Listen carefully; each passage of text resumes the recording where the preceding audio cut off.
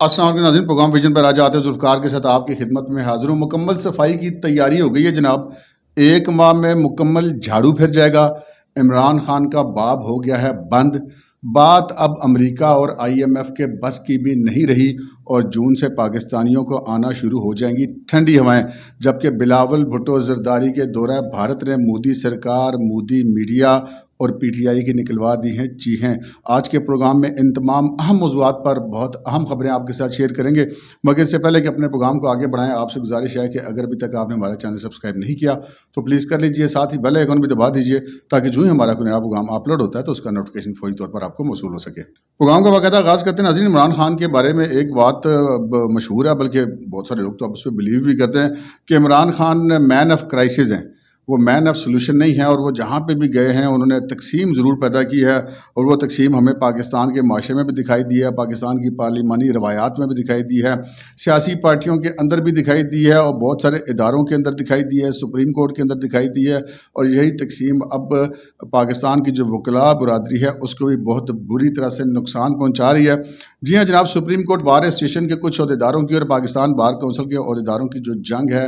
وہ اب دن بدن شدت اختیار کرتی جا رہی ہے۔ پاکستان بار کونسل نے سپریم کورٹ بار کے سیکرٹری اور ایڈیشنل سیکرٹری، غالباً جو ڈپٹی سیکرٹری، ان کو معطل کر رکھا ہے، جبکہ سپریم کورٹ بار ایسوسیشن نے جو پاکستان بار کونسل کے وہ جو ایگزیکٹو کمیٹی کے چیئرمین حسن رضا پاشا سمیت 7 لوگوں کو معطل کر رکھا ہے۔ یہ معاملہ اب آگے نکل گیا، اور آگے اس میں یہ نکلا ہے کہ جو سپریم کورٹ بار کی ایگزیکٹو باڈی ہے اس نے اپنے ایک خصوصی اجلاس ایک کیا ہے، اور اس میں انہوں نے سپریم کورٹ بار ایسوسیشن کے پریزیڈنٹ جو عابد زبیری ہیں ان کی طرف سے جو سپریم کورٹ میں ایک پٹیشن فائل کی گئی ہے اس کی مذمت کی ہے، اور ان کا یہ کہنا ہے کہ یہ پٹیشن انہوں نے وہ چونکہ معطل ہیں پاکستان بار کونسل کے فیصلے کے مطابق اور جو ایگزیکٹو باڈی کے مطابق، تو پھر ان کی جو ہے وہ پٹیشن وہ بطور ذاتی حیثیت میں تو کر سکتے ہیں لیکن سپریم کورٹ بار ایسوسیشن کے صدر کی حیثیت سے نہیں کر سکتے۔ یہ تقسیم اب بہت بڑھتی جا رہی ہے دن بدن۔ ہم دیکھتے ہیں اگر تھوڑا سا اس کو باریکی سے جائزہ لیں تو جو بار ایسوسیشنز ہیں ان میں لاہور اور گجرانوالہ کے کچھ جو عہدیدار ہیں وہ عمران خان اور ان کی پارٹی کو بہت زیادہ کھل کے سپورٹ کر رہے ہیں، جبکہ اگر ہم دیکھیں دوسری طرف تو جو پورے پاکستان کی جو نمائندہ تنظیمیں ہیں، بار کونسلز جو ہیں، میں بار ایسوسیشنز کی بات نہیں کر رہا، بار کونسلز کی بات کر رہا ہوں، جو بار کونسلز ہیں، پاکستان بار کونسل، اسلام آباد bar council, Punjab bar council, Balochistan bar council, Sindh bar council اور پشاور بار کونسل یا کیپی بار کونسل، اس کا جو بھی نام ہے، تو وہ ان کو ہم دیکھتے ہیں تو وہ جو ہے وہ عمران خان کی پارٹی کے خلاف جو ہے وہ ہمیں متحرک اور فعال نظر آتے ہیں۔ یہ ایک تقسیم جو ہے یہ نہ صرف یہ کہ آگے بڑھ رہی ہے بلکہ شدت بھی اختیار کر رہی ہے۔ دیکھتے ہیں اب وکلاء برادری اس معاملے کو کیسے حل کرتی ہے۔ ویسے وکلاء میں جو ایک ان کی ایک کوالٹی ہے، چونکہ میں بارز کو بہت عرصہ کور کرتا رہا ہوں بطور کورٹ رپورٹر، کہ وکلاء کے جو بڑے سینئر لوگ ہوتے ہیں وہ بیٹھ کے معاملات حل کرا دیا کرتے ہیں۔ یہ توقع کی جا سکتی ہے کہ بیٹھ کے معاملات کو حل کر لیا جائے گا۔ دوسری طرف جناب سپریم کورٹ کے جو ہم خیال بینچ ہے اس نے جو گزشتہ ہفتہ میں بھی کافی اہم انہوں نے سماعتیں کی، اور آئندہ ہفتے میں بھی اہم سماعتیں کرنے جا رہے ہیں، لیکن کچھ خبریں ایسی بھی سننے میں آ رہی ہیں کہ جو روسٹر جاری کیا ہے، جو بینچ شیڈول کیے ہیں چیف جسٹس عمر عطا بندیال نے، ان کے بارے میں بھی ایسی خبریں آ رہی ہیں کہ جی شاید وہ اس طرح سے فنکشن نہ کر سکیں، کیونکہ جو حکومت نے پریکٹس اینڈ پروسیجر ایکٹ متعارف کروایا اس کے بعد ان کے لیے ایسا کرنا ممکن نہیں ہے، لیکن دیکھتے ہیں کیا ہوتا ہے، کیونکہ فی الحال جو رجسٹرار ہیں جن کو وفاقی حکومت تبدیل بھی کر چکی ہے، ان کو چیف جسٹس جو موجودہ عمر عطا بندیال انہوں نے ابھی تک تبدیل نہیں ہونے دیا، ان کو ریلیو نہیں ہونے دیا، اور ان کے اختیار میں بہت ساری چیزیں، کیونکہ جو روسٹر جو ہے وہ جاری تو رجسٹرار ہی کرتے ہیں، اور اب یہ بہرحال ایک معاملہ ہے کہ یہ اب آگے معاملہ کس طرف کو جائے گا۔ لیکن جو آخری سماعت تھی سپریم کورٹ کے حوالے سے اگر ہم دیکھیں، وہ جو 3 رکنی بینچ تھا اس کی، تو وہاں پہ 3 رکنی بینچ میں ہمیں بہت زیادہ کنفیوژن دکھائی دیا۔ 2 جج صاحبان جو تھے، جسٹس اعجاز الاحسن اور جسٹس منیب اختر، جو پہلے بہت ایکٹیولی بینچ میں بیٹھ کے سماعت کیا کرتے تھے، کوشچنس کرتے تھے، آبزرویشنز دیتے تھے، سوالات پوچھتے تھے، تو وہ اب ہمیں 2-3 سماعتوں سے بالکل جیسے کہتے ہیں سیل بند قسم کی خاموشی میں دکھائی دیتے ہیں، اور چیف جسٹس عمر عطا بندیال ہی زیادہ تر بات کرتے ہیں، لیکن وہ ہمیں مختلف مقامات پر اگر دیکھا جائے تو وہ ہمیں بڑے کنفیوز دکھائی دیے ہیں۔ کہیں پر وہ کہتے ہیں کہ جی ٹھیک ہے آپس میں بیٹھ کے سیاستدان بات کر لیں تو ہم اس کو دیکھ لیں گے، کہیں پر کہتے ہیں کہ نہیں جناب 14 مئی کو ہم اپنے حکم پہ قائم ہیں، لیکن پھر یہ سارا اب یہ معاملہ چل رہا تھا کہ آج جو ہے وہ دو چیزیں بڑی امپورٹنٹ ہوئی. ایک چیز تو یہ امپورٹنٹ ہوئی کہ حکومت پاکستان نے, وفاقی حکومت نے پریکٹس اینڈ پروسیجر ایکٹ جو تھا سپریم کورٹ کا, اس کے خلاف جو درخواستیں اس وقت سپریم کورٹ آف پاکستان میں زیر سماعت ہیں, ان درخواستوں کو مسترد کرنے کے لیے ایک اور پٹیشن فائل کر دی ہے سپریم کورٹ آف پاکستان میں, جس میں عدالت عظمیٰ سے یہ استدعا کی گئی ہے کہ چونکہ اب یہ ایکٹ بن چکا ہے, نافذ العمل ہو چکا ہے, گزٹ نوٹیفیکیشن ہو چکا ہے, تو اب جناب یہ جو درخواستیں اس وقت زیر سماعت ہیں اس پریکٹس اینڈ پروسیجر ایکٹ کے خلاف, ان درخواستوں کو خارج کیا جائے. دیکھتے ہیں کہ اب اس پر وہ کیا کرتے ہیں. لیکن یہی جو ہم خیال بینچ تھا وہ کہتا رہا کہ جی آپ نے وہ جو جس کو 3-4 حکومت کہتی ہے کہ جی ہم اس بینچ کو فیصلے کو مانتے ہیں جو 14 مئی کے الیکشن کے حوالے سے تھا, کہ اس کو چیلنج نہیں کیا گیا. تو حکومت اس کو چیلنج اس وجہ سے نہیں کر رہی کہ حکومت تو اس فیصلے کو تسلیم نہیں کرتی. ان کا یہ کہنا کہ یہ 2-3 کے فیصلے کو ہم تسلیم نہیں کرتے, 3-4 والے فیصلے کو تسلیم کرتے ہیں. تو اگر وہ 2-3 والے فیصلے کے خلاف اگر اپیل میں جاتی ہے تو اس کا مطلب ہے کہ انہوں نے اس کو تسلیم کر لیا, اور جو پارلیمنٹ ہے, قومی اسمبلی ہے, وہ اس کو آلریڈی اس فیصلے کو مسترد کر چکی ہے. اب پوری قومی اسمبلی کو جو ہے توہین عدالت کا نوٹس دینا جو کوئی آسان بات تو نہیں ہے, اور نہ ہی ایسا غالباً دینا ممکن ہوگا. تو بہرحال بہت ساری چیزیں اور ایسی ہیں. اس ساری صورتحال کے اندر جو چیف جسٹس صاحب جو ہیں وہ ہم اگر کہیں کہ وہ ایک پھنس چکے ہوئے ہیں. ان کو یہ سمجھ نہیں آ رہی کہ ایک معاملہ ہم نے ٹیک اپ تو کر لیا, اب اسے جان کیسے چھڑائیں. انہوں نے اپنی پچھلی سماعت میں یہ بات کہی بھی کہ جی یہ معاملہ ختم ہو تو ہم اور کیسز کی طرف جائیں, اگرچہ کہ ان کے اوپر اس حوالے سے بہت زیادہ تنقید ہو رہی ہے کہ جی ایک CCPO کے تبادلے کا کیس تھا, اس میں سے آپ نے الیکشن کا کیس نکال لیا, خود ہی 14 مئی کی ڈیٹ اناؤنس کر دی اور خود ہی اس میں پھنس گئے ہوئے ہیں. اور پھر الیکشن کمیشن بھی ایک پٹیشن فائل کر چکا ہے کہ جی آپ یہ ڈیٹ اناؤنس نہیں کر سکتے تھے اور اس تاریخ کو الیکشن کرانا بھی ممکن نہیں ہے. بہت کوششیں کی سپریم کورٹ کے اس بینچ نے, کبھی گورنر اسٹیٹ بینک کو بلایا, کبھی سیکرٹری خزانہ کو بلایا, کبھی سیکرٹری دفاع کو بلایا, کبھی کس کو بلایا, کبھی کس کو بلایا کہ پیسے دیں پیسے دیں پیسے دیں, نہیں بات بنی. تو کبھی کہتے ہیں کہ جی وہ جو وزیر اعظم ہے اس کو اسمبلی کے اندر جو ہے وہ اکثریت نہیں رہی کیونکہ وہ بل نہیں پاس کروا سکا, تو پھر وزیر اعظم نے جا کے اعتماد کا ووٹ لے لیا, بتا دیا کہ نہیں میرے پاس تو اکثریت ہے. تو اب یہ معاملہ ہے کہ جی 14 مئی کا تو الیکشن کوئی نہیں ہونے والا, اور نہ ہونے کا بہت ساری چیزیں اس وقت بڑے واضح طور پہ نظر آ رہی ہیں کہ ابھی تک نہ تو کوئی پیسے ملے ہیں, نہ کوئی الیکشن کی تیاری ہو چکی ہے. بڑا لمبا چوڑا پروسیجر ہوتا ہے الیکشن کرانے کے لیے. سو اب وہ جو مذاکرات تھے, اب حکومت کی جو سائڈ وہ کہتی ہے مذاکرات بڑے کامیاب ہو گئے ہیں اور اب مزید اس میں سیشن ہونے چاہیے. PTI کی سائڈ کہہ رہی ہے کہ نہیں جی مذاکرات تو ناکام ہو گئے ہیں اور 14 مئی کو الیکشن ہونے چاہیے. 14 مئی کو الیکشن ہونے یا نہیں ہونے, لیکن chief justice of Pakistan justice Umar Ata Bandial کی سپورٹ کے لیے آج عمران خان صاحب نے کال دے رکھی تھی ملک بھر میں, اور انہوں نے کہا تھا کہ جناب پوری قوم جو ہے وہ آج جو ہے وہ 1 گھنٹہ کے لیے گھروں سے نکلے. 5:30 بجے کا انہوں نے ٹائم دیا تھا. عمران خان صاحب نے خود بھی لاہور میں ایک ریلی کی قیادت کی, اس کی طرف بھی ہم آتے ہیں. لیکن یہ جو ریلی نکالنے کی بنیادی وجہ ہے, مجھے ذاتی طور پر اس سے بڑا اختلاف ہے کہ ایک معاملہ عدالت میں زیر سماعت ہے, تو کوئی بھی جج ہے, چاہے وہ چیف جسٹس صاحب ہیں, چاہے سپریم کورٹ کا کوئی بھی اور جج ہے, یا کسی بھی عدالت کا کوئی بھی جج ہے, اس کو اپنے فیصلے کے لیے عدالتی سپورٹ کی ضرورت نہیں ہوتی. وہ اس نے چلنا ہوتا ہے آئین اور قانون کے مطابق. جو آئین اور قانون کے مطابق چلے گا اس کی عوام میں اپنے آپ عزت ہوگی. سپورٹ والا جو چکر ہے نا, یہ معاملہ ٹھیک نہیں ہے. کل اگر جو ہے وہ اس ہم خیال بینچ سے جو لوگ ان کے خیالات سے اتفاق نہیں کرتے سپریم کورٹ کے اندر, ان کی حمایت کے لیے باقی پارٹیاں ریلیاں نکالنی شروع کر دیں گی, تو یہ روایت ہی درست نہیں ہے. بہرحال آج جو انہوں نے ریلی نکالی عمران خان صاحب نے, وہ ریلی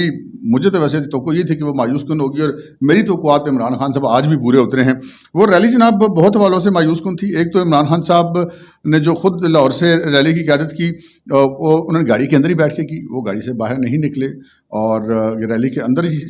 گاڑی کے اندر سے انہوں نے مائک سے خطاب کیا. اور وہ جو چند ایک بڑی گاڑیاں اور ویگو ڈالے شالے اور یہ جو V8 اور اس قسم کی جو کروڑوں روپے کی گاڑیاں ہیں, وہ چند گاڑیاں تھیں اس میں. اور مطلب ہم یہ کہہ سکتے ہیں کہ لاہور میں جو ریلی تھی عمران خان صاحب کی, اس میں تقریباً آپ 1,500 یا اس سے کچھ تھوڑا بہت کم یا زیادہ آپ کر سکتے ہیں کہ اس میں اتنے لوگ تھے. اچھا, جو پنڈی میں ان کی ریلی نکالی جانی تھی جس پہ بڑی توقع تھی عمران خان صاحب کو, یہ پنڈی میں ہماری ریلی شاید لاہور سے بھی بڑی ہوگی. پنڈی میں آج بڑا پھر ان کے ساتھ ہاتھ ہو گیا. ہاتھ اس طرح ہو گیا جناب, پنڈی میں MPA ہیں کوئی تقریباً 15 اور MNA ہیں 7, اور یہ 7 MPA 15 MPA جو ان کے اب جن کو ٹکٹ مل گئے ہوئے ہیں, یہ سابق MPA, اور جو 7 MNAs ہیں, ان سب کی جو پرفارمنس تھی وہ آج بہت زیادہ مایوس کن تھی. جو ہمارے ذرائع ہیں، آزاد ذرائع ہیں، میڈیا کے لوگ ہیں، ایجنسیوں کی خفیہ رپورٹس ہیں، وہ سب یہ کہتی ہیں کہ جو پنڈی کی ریلی تھی اس میں 1000 آدمی پورا نہیں ہو سکا اور تقریباً 700 سے 800 لوگ اس میں شامل تھے. اب 15 MPAs اور 7 MNAs اگر 50 100 بندہ بھی لے کر آتے تو پھر بھی اس سے بہت سارے لوگ بنتے تھے. اور اس کی بہت ساری چیزیں اس میں اور بھی ہیں ضمنی. مثلا جو مری والے MNA صداقت عباسی صاحب جو ہے وہ آخری ٹائم پر پہنچے ہیں اور اس وقت ریلی واپس مڑ چکی تھی مریری چوک سے. اچھا ریلی جو ہے وہ جانی تھی راولپنڈی کے کچہری چوک تک، لیکن وہ جب دیکھا کہ انہوں نے لوگ بہت کم ہیں، لیاقت باغ سے کچہری کی طرف روانہ ہوئے تو وہ مریری چوک سے ہی ریلی یو ٹرن لے کے واپس آ گئی. یعنی کہ اس ریلی کی ناکامی کی آپ اس سے بڑی اور کیا دلیل ہوگی کہ وہ اپنے روٹ کو ہی پورا نہیں کر سکی اور بندے کم ہو گئے. بندے کیسے کم ہوئے کہ جب وہ لیاقت باغ سے نکلے ہیں تو اس پہ 700 سے 800 کی تعداد تھی، لیکن جناب پھر اس کے بعد جو ریلی آگے بڑھتی گئی اس کے بندے کم ہوتے گئے اور کم ہوتے ہوتے 100-150 بندہ رہ گیا، جس پر ریلی نے واپس یو ٹرن لے لیا مریڑ سے. اب یہ سارا کیا ہوا، اس میں 2 فیکٹرز بڑے امپورٹنٹ ہیں. ایک فیکٹر تو یہ بڑا امپورٹنٹ ہے کہ ٹیکسلا سے غلام سرور خان صاحب سابق وفاقی وزیر اور PTI کے MNA وہ جناب اپنے ساتھ کوئی بندے شندے لے کر آئے تھے لیاقت باغ میں، اور جب وہ لیاقت باغ سے ریلی روانہ ہوئی ہے تو وہ ادھر سے اپنے بندے لے کے نکل گئے. پھر اس کے بعد جو باقی لوگوں تھی ان کی بھی یہی سچویشن تھی، اور جو لوگ اس طرح اچانک غائب ہو جاتے ہیں اس کی 2 ہی وجوہات ہوتی ہیں. یا تو جو بندہ ان کو لایا ہوتا ہے وہ بندہ چلا جاتا ہے، جیسے میں نے آپ کو کہا کہ سرور خان صاحب چلے گئے تو بندے بھی ان کے چلے گئے. دوسرا پھر وہ جو لوگ ہوتے ہیں جو آپ پیڈ لوگ ہوتے ہیں وہ پھر اپنی حاضری لگواتے ہیں، جب دیکھتے ہیں حاضری لگی تو اس کے بعد وہ نکل لیتے ہیں. ان کو کیا ضرورت پڑی ہے جی آگے جا کے پتہ نہیں کہیں لاٹھی چارج نہ ہو جائے. ہوتا یا نہیں ہوتا، ڈرے ہوئے تو ہوتے ہیں لوگ. سو پنڈی میں جو ہے یہ خاصا مایوس کن ان کا معاملہ تھا، اور لاہور میں بھی یہ سارا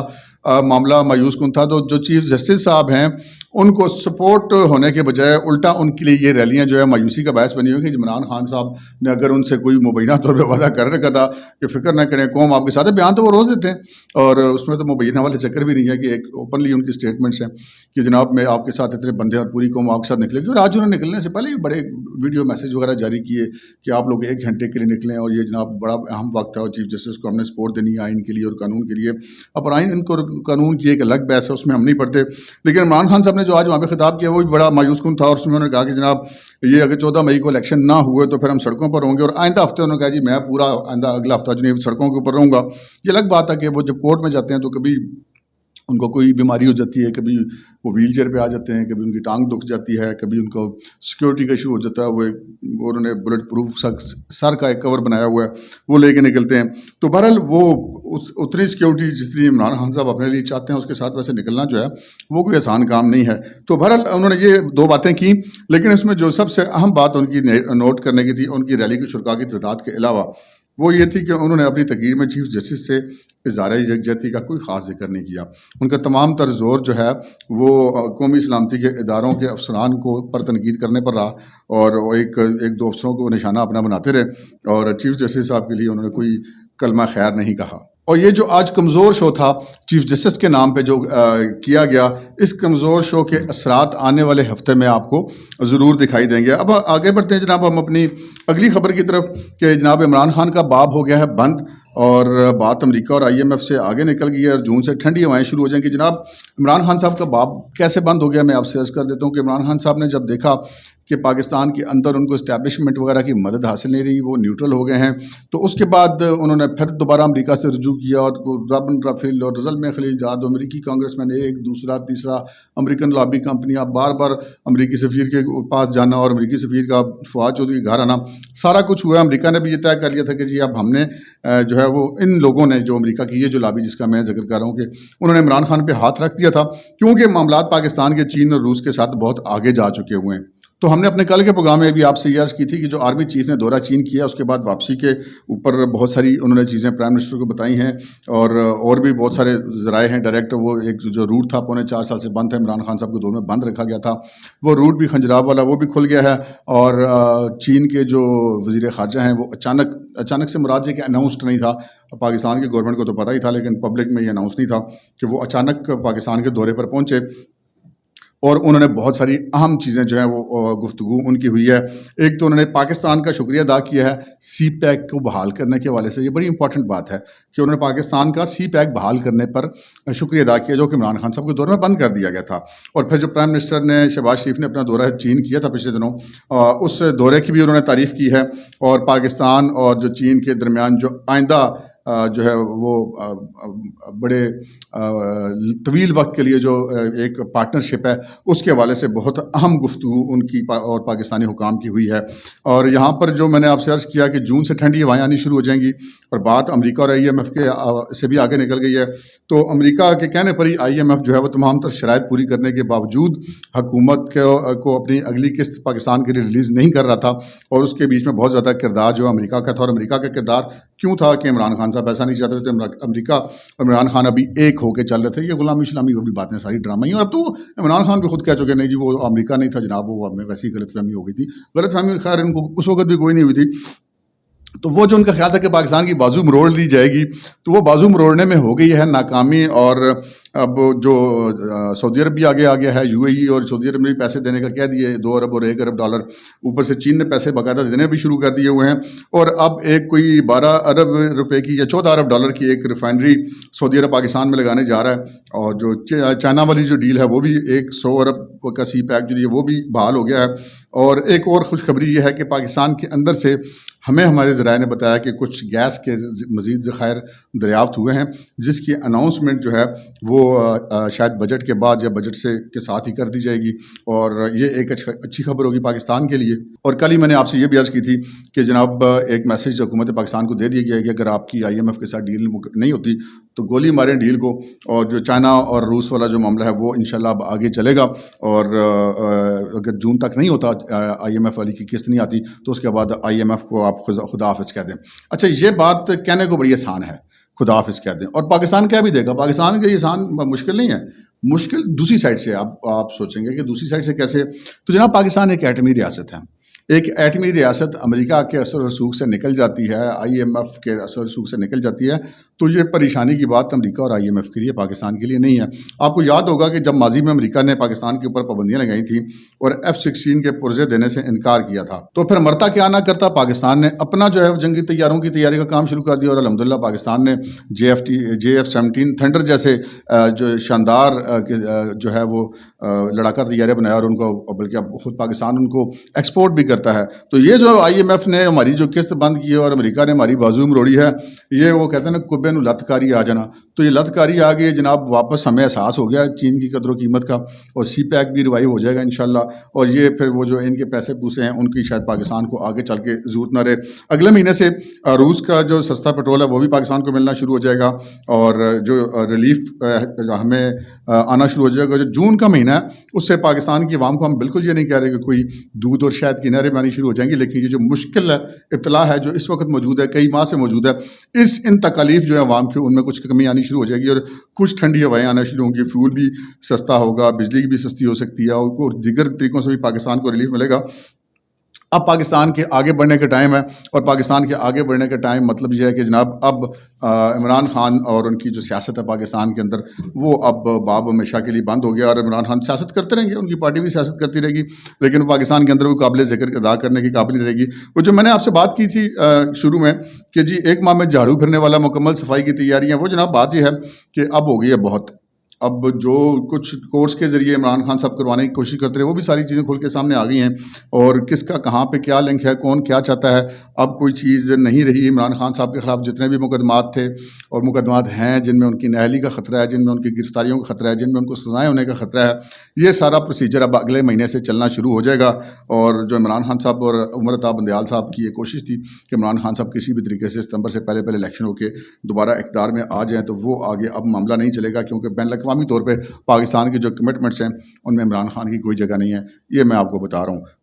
اب اگلے مہینے سے ایک جھاڑو بھی پھرے گا, بہت سارے لوگ اندر ہو جائیں گے, بہت ساری گرفتاریاں ہو جائیں گی, بہت سارے لوگ باہر ہو جائیں گے, اور بہت سارے لوگوں کے چیپٹر کلوز ہو جائیں گے. آپ دیکھتے رہیے کہ اگلے دنوں میں ہوتا ہے کیا. اور یہ جو اب ایک جو اور خبر ہے وہ بلاول بھٹو زرداری والی ہے. بلاول بھٹو زرداری نے جو دورہ کیا, اس کو دورہ بھارت تو کہنا درست نہیں ہوگا, کیونکہ وہ شنگھائی تعاون تنظیم کے اجلاس میں گئے تھے. وہ چاہے سری لنکا میں ہوتا, تو چاہے وہ روس میں ہوتا, یا چاہے وہ بھارت میں ہوتا, یا پاکستان میں ہوتا, وہاں پہ پاکستان نے جانا ہی تھا. وہاں پہ بلاول بھٹو زرداری نے جناب نکلوا دی چیخیں.